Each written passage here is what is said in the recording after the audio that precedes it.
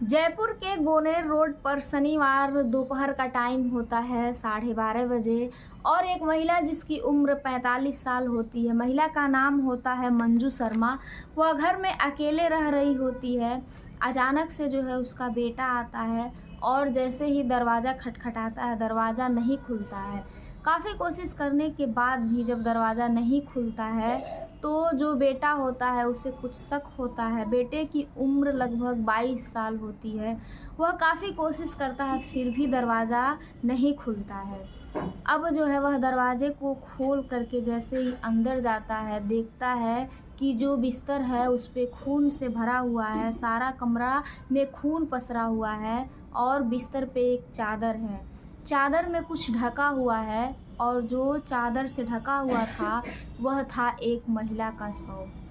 महिला कोई और नहीं बल्कि मंजू शर्मा थी, जो उस बेटे की माँ होती हैं। अब वह बेहद घबरा जाता है, चादर को हटाकर देखता है, चीख चीख कर रोने लगता है।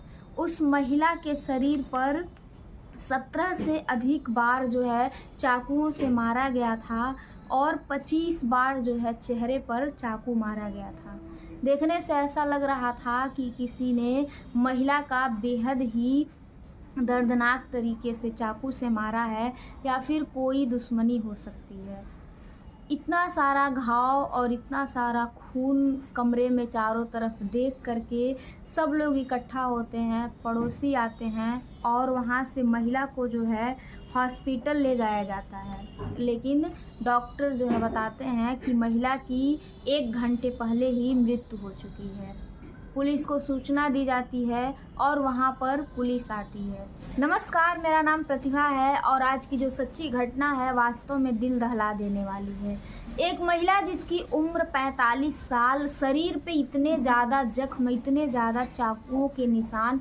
आखिरकार उस महिला को किसने मारा, किसी से क्या दुश्मनी हो सकती है? तो चलिए पूरी जो कहानी है, आज की जो सच्ची घटना है उसको देखते हैं और साथ ही साथ जिस महिला की हत्या हुई उसकी वजह को जान करके काफ़ी ज़्यादा आश्चर्य होगा। अब जो जयपुर का गोनेर रोड होता है वहाँ पर एक प्रॉपर्टी डीलर होते हैं जिनका उम्र जो है 52 साल होता है। नाम होता है सतीश शर्मा। उनकी पत्नी जो होती हैं जिनका नाम मंजू शर्मा होता है, उम्र 45 साल होता है और उनका बेटा होता है जिसका नाम मौसम शर्मा होता है। वह जो है MBBS कर रहा होता है। परिवार सब कुछ ठीक ठाक चल रहा होता है और वे लोग कुछ समय बीत जाने के बाद उनका एक परिचित होते हैं और परिचित के कहने पर वे लोग एक जो व्यक्ति होता है उसको किराए पर अपना रूम देते हैं।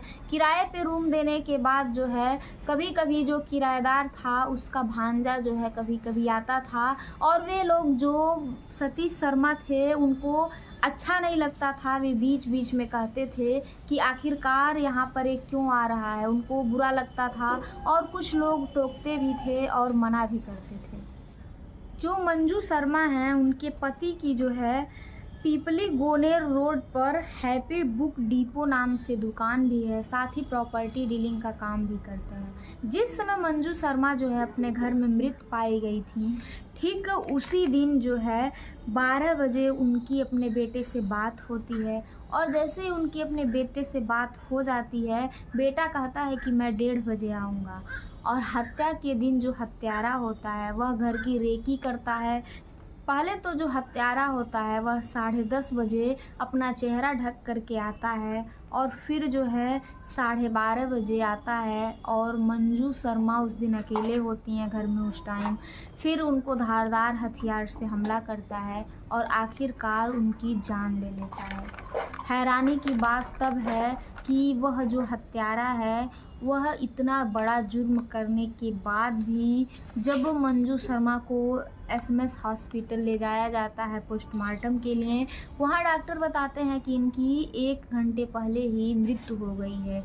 जो हत्यारा है वहाँ भी जाता है पुलिस के साथ और जो उनके बेटे होते हैं मौसम शर्मा उनसे भी बात करता है।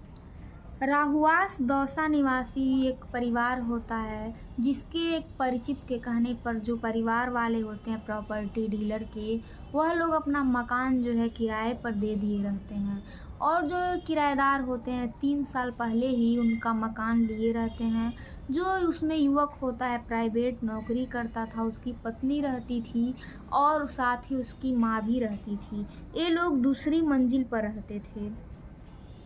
अब जो है एक बार जैसे ही इनका भांजा आया, उसकी गतिविधियां जो परिवार हैं सतीश शर्मा के उनको अच्छी नहीं लगती थी। वे लोग अक्सर कहते थे कि तुम इतना लेट क्यों आते हो, तुम्हें आना है तो जल्दी आओ वरना मत आओ। लेकिन वह नहीं मानता था। परिवार के बीच कहा-सुनी होती थी।